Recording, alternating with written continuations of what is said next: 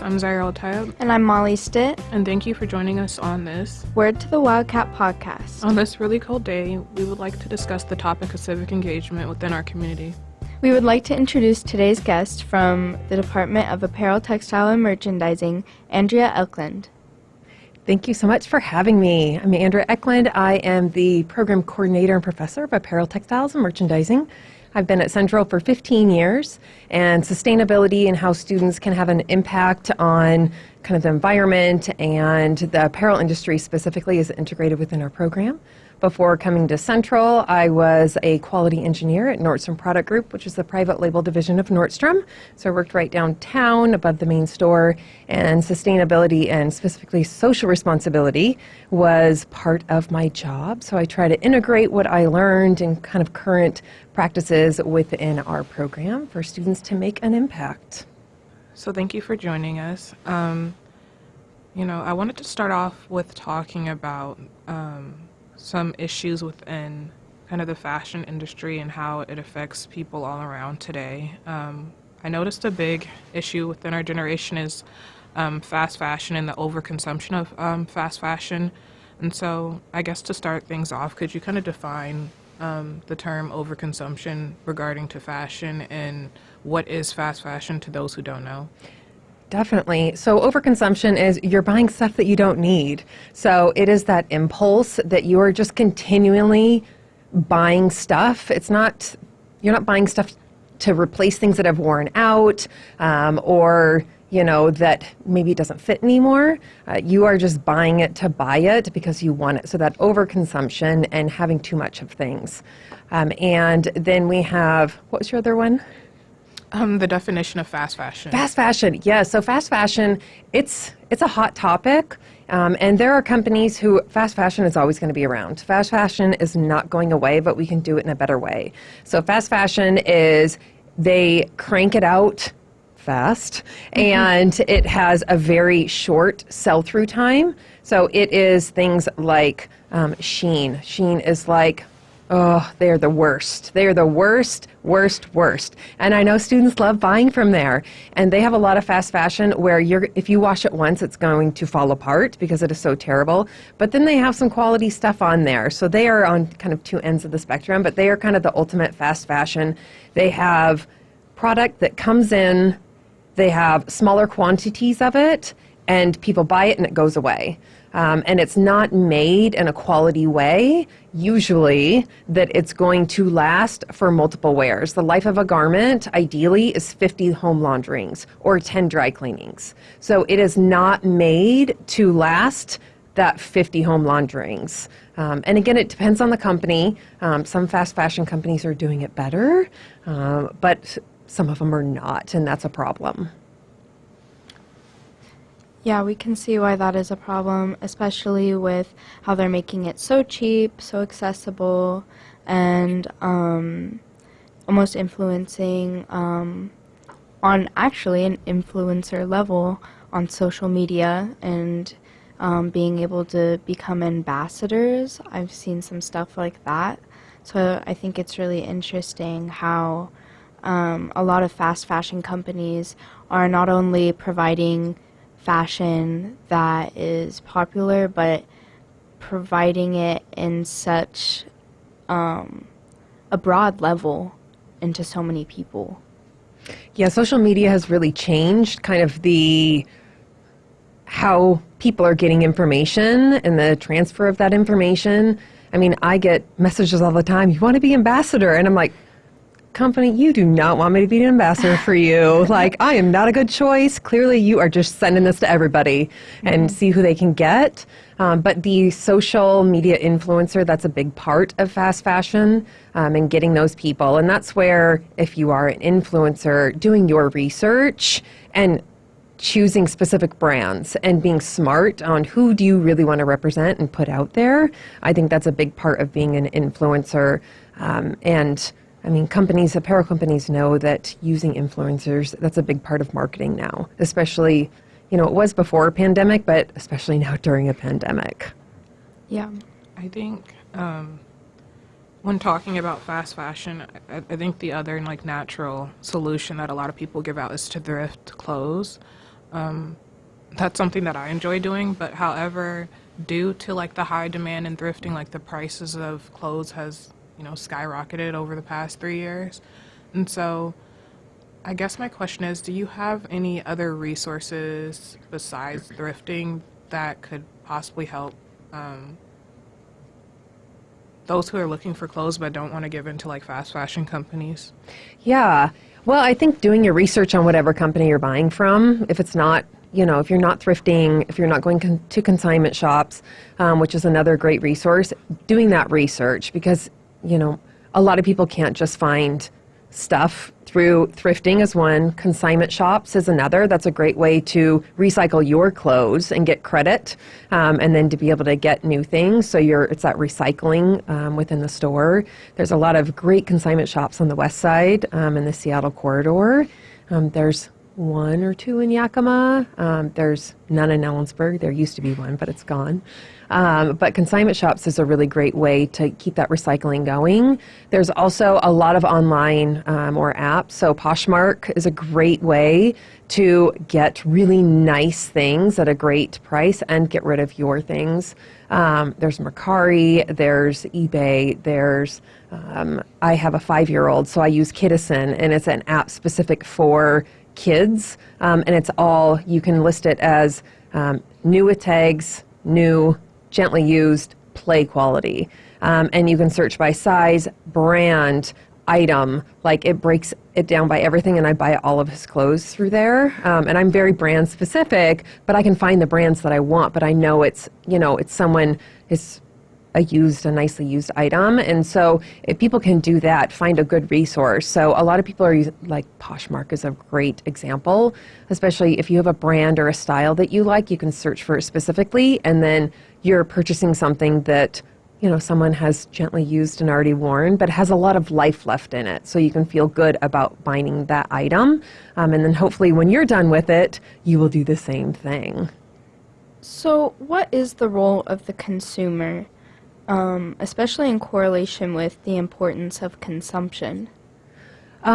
It's an interesting thing because we have different consumers. You have different target markets and generational cohorts, and they all have different thoughts about sustainability and really social responsibility. So we keep saying sustainability. That's one thing to look at when we are looking at things. It's under an umbrella called social responsibility. Social responsibility includes the environment, sustainability. It includes human rights. So what about the workers and the factories also? What about the people in the fields who are actually, in a lot of countries, they don't have machines that are processing all the plants in the fields. It's people doing it. So it's a bigger umbrella, not just sustainability. So in our realm, we look at social responsibility because it's not just about the environment, it's about the people too. That's really important.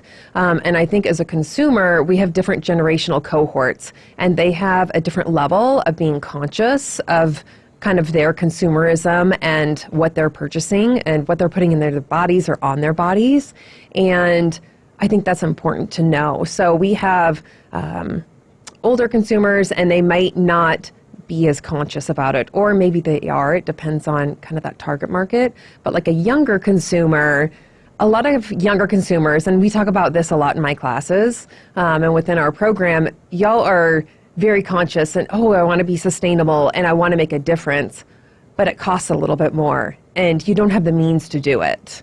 So I think it's being a conscious consumer is what impacts can you make every day to make an impact. You might not have the money to, it's great if you can buy really great quality classic pieces. So really nice jeans or really nice like a jacket. So a winter jacket, rather than buying the $29.99 cheap winter jacket that's going to last 1 or 2 seasons, spending $100, $200 on a really nice jacket, and it will last you for so many years. So buying those quality pieces, so you're investing in your wardrobe and those classic pieces that can go then with trendy pieces. It's harder for like a college age student to do that because that's a lot of money. So that thrifting idea and looking at Poshmark and things like that, but also looking at what you doing with your clothing when you're done with it, not just throwing it in the garbage. How can you recycle it? Oh, I got a stain on this t-shirt. Cool, it's 100% cotton. You have a stain on it. Can you tie-dye it? Can you reverse tie-dye it? Can you cut it up and now use it as a cleaning cloth at your house and reuse it over and over and over again?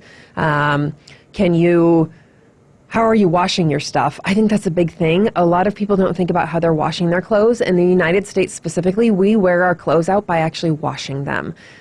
When I worked at Nordstrom, I started out as a lab technician, and I used to create all the care labels for the clothing, for the private label division at Nordstrom. So I would actually do the testing to figure out what care is appropriate for the items, and that is how we wear out our clothing. In other countries, they do a lot of hand washing, and they hang everything to dry.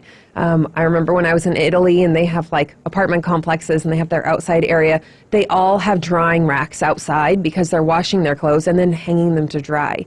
We usually wear our clothes out by drying them and washing them too much. So not washing your clothes as much. So yes, if you got a stain on it, that's one thing. But if you take it off and it looks clean, don't wash it. Don't just throw it automatically in the laundry because you're wearing your clothes out. So I think that's a big thing, is washing everything on cold. If you can hang to dry it or line dry it, that's better. It's better for the garment itself. It's also less energy you're using. So in a social responsibility kind of carbon footprint, energy-wise, you're using less energy. And also when you dry things, you have that lint trap that you pull out and clean out. That's fibers. That is fibers that have come off your garments. That is your garments getting thinner and thinner and thinner over time because you're putting them in the dryer and fibers are coming off, and you're scooping them out of that lint track and throwing that lint away. That's your garment. So the less you can put things in the dryer, the better overall. So there's little things, and not just even clothing, but having your own coffee cup and not using the straw, making sure also they don't bring you a straw and then you don't use it, because then they can't reuse that straw. Oh, I don't want a straw. Tell them that to begin with. I go to restaurants and they give you a straw. I'm like, cool, I'm not going to use this, but then they can't reuse it again. So they're going to just throw it away.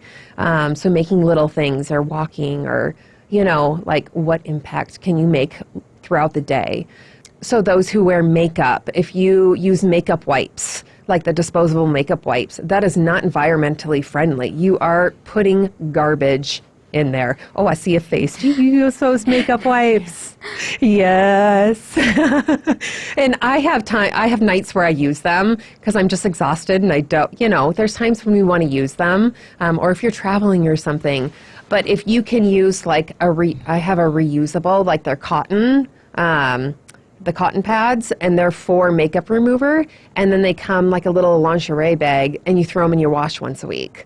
So I put them in my lingerie bag all week long. When I do my laundry, I throw them in with my whites. So I'm reusing those. So little things like that can really add up. It's way less garbage, and those wipes are just going into the landfill. So using them when you have to, like on vacation, or oh, it was a long night. I was out on the town all night. I am not washing my face, but I don't want to wake up So, using them then, but not all the time. So little impacts like that can make a really big difference, and they don't cost anything. It's just making, maybe that initial cost of the cotton, reusable pads that I get them off of Amazon. And going to places, there's a store downtown. It's across from Ellensburg Floral. I don't know what it's called. But they have laundry detergent in bulk where you bring in your own container. And they have all sorts of things so that's much more environmentally friendly. You bring in your own container and you purchase their items there. So that's reducing your waste, your garbage overall. So finding resources like that, I think, is really awesome too. That's so cool. I think you brought up a lot of great points. Just to touch on the importance of washing things correctly, I will say I'll agree that that's one of the biggest issues, even when it comes down to the amount of laundry detergent people use and how that destroys cloth as well and garments as well. It's interesting because I don't know, I'll scroll on TikTok and I'll see people adding 2 cups of detergent to 5 garments, and I'm oh my gosh. Over time that breaks down things, and then it just gets entrapped in the fibers too if you put that much detergent. And then I think Molly and I were talking about people not looking at care instructions like not too long ago, and how a lot of people will complain like my shirt's not like lasting, or clothes aren't lasting like they used to. And then like the first thing you'll ask is like, oh, do you like throw it in the dryer? And they'll be like, yeah. And we're like, well, is it made out of like polyester? And they're like, yeah. And I'm like, well, there's your answer. Like, you can't just throw everything in the dryer and expect it to have this amazing lifespan. So I think that's a really good point that doesn't get brought up enough, because it does just wear down clothes over time. Another point I wanted to bring up when talking about, how to be more sustainable on a college level, so something that's like easily accessible to like the average college student. One of the solutions that's often discussed is the making of a capsule wardrobe, and to kind of stop the buying of like trendy pieces and just stick to like more classic garments. So do you think that's something that could be implemented more, like advertise more, a capsule wardrobe just filled with, I don't want to say neutral colors, but at the same time I do, Basics. like basics and like more neutral colors, so people don't feel the urge to like buy things and like open up their wardrobe and say like I have nothing to wear, because they have like a electric blue like pair of sweatpants and like a pink cardigan. Would With you, the zebra jacket. yeah, like would you suggest the use of like a neutral tone capsule wardrobe for college students? Definitely. I mean, a capsule wardrobe, that's where a lot of people are going. And the older you get, the more you have a capsule wardrobe. I think that's something important to remember. As college students, you're just figuring yourself out. You don't even know your style yet. I think about my style in college and I'm like, ugh. Like, I would, like a lot of things I wouldn't wear. Although I have Birkenstocks that I wore to my first day of college and I still have them today. You can get Birkenstocks resold, which is pretty cool. Another sustainable thing. But I think having a capsule wardrobe, that's where bringing in those classics. So I talked about those classics of like jeans and t-shirts and sweatshirts and a button-up and a nice jacket, and a nice pair of, whatever style boots someone would like to wear. But having those items that go with anything, and choosing, like, I don't wear brown. That's just not my color. I go with like the black range. Most people will choose like, I'm going to go more, what kind of color palette is your color palette, and choosing kind of what that capsule color palette is going to be. And then what happens is you have these really nice pieces. I have jeans I've had for 15 years. I know how to wash them properly, and they last a really long time. I have jeans that they're low rise. I'm not wearing them right now. I'm hoping they're not going to come back in style. But I have them for if they do, I'm just going to get them out again because they were quality garments that I spent a lot of money on. So I have garments where they might not be in style anymore and I'm not wearing them right now, but I'm not going to get rid of them because they're quality. And if that trend comes, if they come back in again, I'll have those pieces and I'm going to bust them out. So I think that's something to think about is, if you buy more quality pieces and maybe they're not quite as classic, maybe a little more trendy, like a lower rise jean, don't just get rid of them. Maybe have like, okay, I'm going to save these for later. And, think about, a lot of college students. I hear my students like, oh, I went into my mom's wardrobe and I found all of her clothes when she was in college and they're so cool. And that's what I'm wearing. Like, save some clothes. It's okay to have like a tub of clothes of your favorites. Like, I have stuff where I'm like, oh, I just can't get rid of it. I love it so much, but I'm not going to wear it right now. It's not trendy, or it's not, I'd be like, oh, they'd be like, what is my teacher who teaches fashion trying to wear? I look a fool. But keeping those pieces, I think is helpful. And then, it's okay to buy clothes. I mean, that's what my program teaches. Mm-hmm. People are going to buy clothes. It gets down to it. Like, everyone wears clothes, everyone wears textiles, and we use textiles every day. You brush your teeth this morning, that's a textile. Those bristles are, textiles. We drive on roads with textiles, and our car has a lot of textiles. We use them. It's just doing it in a smarter way. So you can have that capsule wardrobe with some awesome items in it that kind of go with anything. They're just like a neutral item.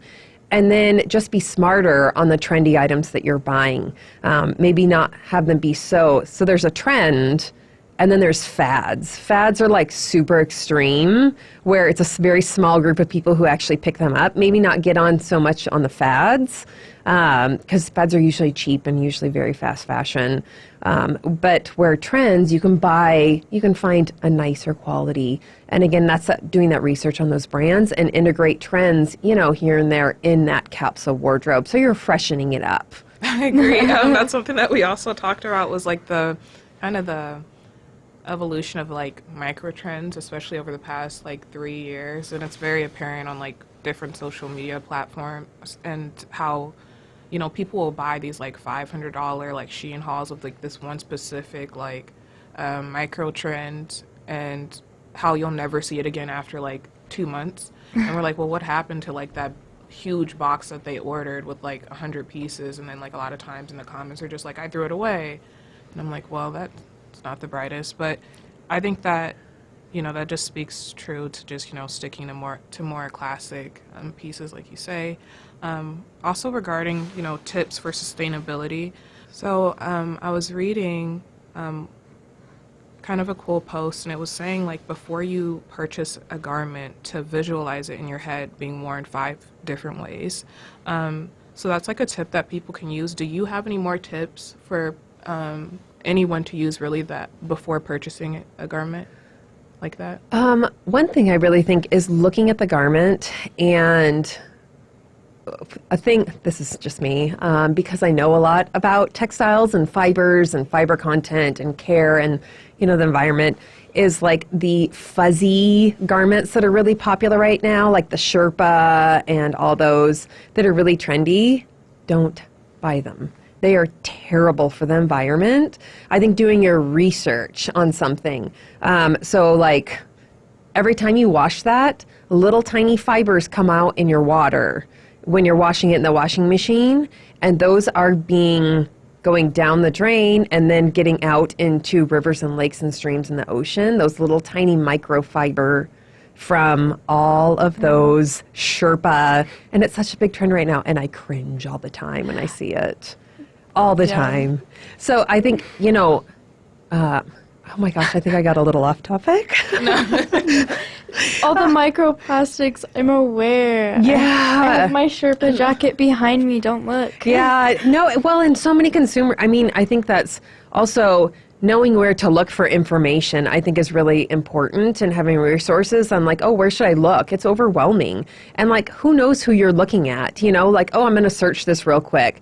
How do you know it's not like some person and it's just a hobby and they don't really know what they're talking about and they're giving you false information? So it's having good resources on where to look for information, and looking at brands that, are transparent on, like, there's a lot of great brands that are very transparent. There's some brands like Levi's.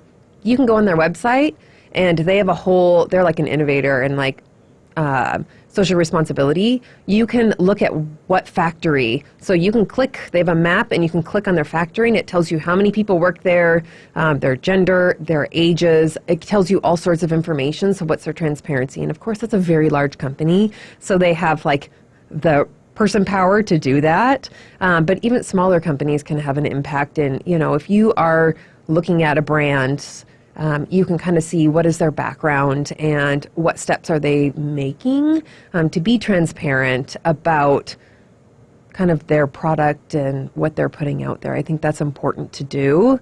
Yeah, I just think doing that research. So I have certain brands that I will not buy, and I have certain brands that I know I can buy from them because I know that they do their work, or they're trying to do their work. They're working on it. I think that's important. It's not an overnight process for brands to become socially responsible. It's a big job, and it's a big process. Like, some people are like, oh, they should just go all organic. It doesn't work that way. There's not enough organic fiber around the world for everyone to go all organic. Or greenwashing, too. Oh, greenwashing. Yeah, same. Could you define greenwashing? Yeah. Greenwashing, it's a big issue. And it's not just in apparel, it's in any industry. It's pretending you are socially responsible or sustainable, but you don't walk the talk. Like, you say that, oh, yeah, we're sustainable and, we do all this stuff, but you don't really do it. And you use it in your marketing, you use it on your tags, you even maybe have a brand name that sounds sustainable, but you don't really do it. And that's where looking at a brand and looking at their website, and I take students on tours all the time, and I have students who are very passionate about social responsibility and sustainability and the whole area. And they will ask them, like, what is your social responsibility stance? Like, what is your, they'll ask them a lot of questions. And some, they have an answer right away. And some are like, we're working on it. It is a big area. And I think that's key is that, smaller companies, it's harder for them to get all that information and be super transparent. But, as long as they're working on it and they're trying to make a difference and they're slowly making that difference, I think that's really important. So some companies are, by 2025, we want, 25% of our product to be recycled or organic cotton. Or, when I worked at Nordstrom, sustainability was just really beginning to be a really big topic. And they had a goal when I was there. They wanted 5% of their cotton to be organic. So you have to start out someplace and work towards it. And I think that's key, is knowing that it's not an overnight process. It's a long process. And even with a consumer, it's not an overnight process. Like, what little steps can you take as a consumer to make a difference? And companies need to do that too. What are some current goals for social responsibility that you currently teach, or the department often reiterates to their students? I don't think we don't have goals. We have we educate our students on what is currently going on in the industry and what needs to happen at companies who maybe are struggling with social responsibility, or that they need to integrate it more. So integrating it into their core values, integrating it to their mission, integrating it to their standards, and how are they following up on that? And then what steps can students do once they're in a job to make a difference? So we don't teach them what to, like, specifics. We teach them how to integrate it within wherever company that they are working at. We also do something, this is in my introduction to the fashion industry class, we do a fashion detox.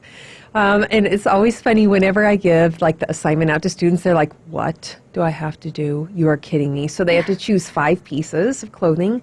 That's all that they can wear for 7 days straight. Oh, wow. And they are always like shook by it. Like, wait, what do I have to do? And I'm like, 5 pieces, 7 days. If you wear a uniform to work, that's an exception. So like if you work in the circ and you have like your polo that you have to wear, that's an exception to those 5 pieces.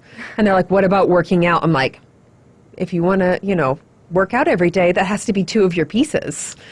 Yeah, exactly. That is the students' reactions. They're always like, oh my gosh. And some of them just don't work out for a week. Oh my God. And some of them just integrate it. And of course, undergarments are exempt. And some of them, I'm like, if you really want to work out, maybe you have to and you're a sweaty sweaterson. Maybe you have to like wash your stuff, hand wash it every night. I'm like, that's not very sustainable, but that's not the goal of this project. The goal of the project is how can you work your wardrobe, kind of going back to kind of that capsule, having less and doing more with it. How can you be super creative with what you have? You might not have this huge closet, but how can you be creative with how you're putting it together, your accessories, maybe changing, your different way you're doing your hair, styling your hair and other things to give it a different look. But it's always, students are always like, oh my gosh, I can't believe I have to do this. But afterwards, they're like, wow, it wasn't that bad. Like, I was able to get creative, and they kind of have that aha moment. So it's a good experience for them overall, but in the beginning, they're not happy about it.